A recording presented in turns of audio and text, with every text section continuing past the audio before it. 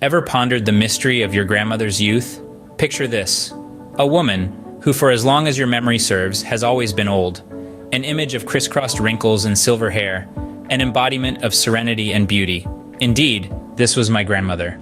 For the 2 decades of my life that I had the privilege of knowing her, she was always old.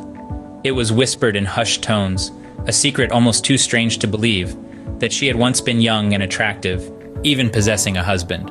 The mere thought of it was startling. A portrait of my grandfather, his stern face framed by a lush white beard, his body cloaked in a big turban and loose clothes, hung above our mantelpiece. He seemed to be a man of 100 years, not one to be a husband or father, but a patriarch to a sea of grandchildren. The idea of my grandmother as anything but old seemed nearly grotesque. She would often recount tales of her youthful games, but we dismissed them as fanciful stories. Much like the fables of the prophets she narrated, she was always a short, slightly bent figure with a face etched with lines of time. It was as if she had paused at a certain age, forever remaining the same for 20 years. Yet, despite her age, she radiated a rare beauty. Dressed in spotless white, she moved around the house with a rosary in one hand and the other balancing her stoop. Her silver locks fell haphazardly on her pale, puckered face, her lips murmuring prayers.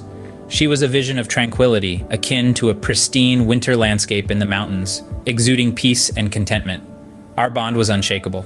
When my parents relocated to the city, I was left in her care.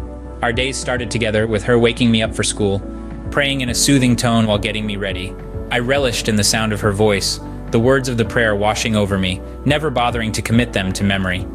She would then hand me my school bundle, a wooden slate, an earthen ink pot, and a red pen, all tied together. After a simple breakfast, we would march off to school, her carrying extra chapatis for the village dogs. Our school was a part of the temple, where the priest taught us the alphabet and prayers. As we children sang in a chorus, my grandmother would sit inside, engrossed in the scriptures. Our return journey was always accompanied by the village dogs, eagerly waiting for the chapatis she threw to them. However, our lives took a turn when my parents summoned us to the city. Our shared room remained the same, but she no longer accompanied me to school. Instead of village dogs, she started feeding sparrows in our city house's courtyard. To sum up, my grandmother was a woman of unwavering beauty and serenity. Her age did not define her. Instead, it enhanced her charm. She was a constant figure in my life, teaching me invaluable lessons and sharing a bond that transcended generations. Even as our lives changed, her love and care remained a steadfast beacon, guiding me through my journey.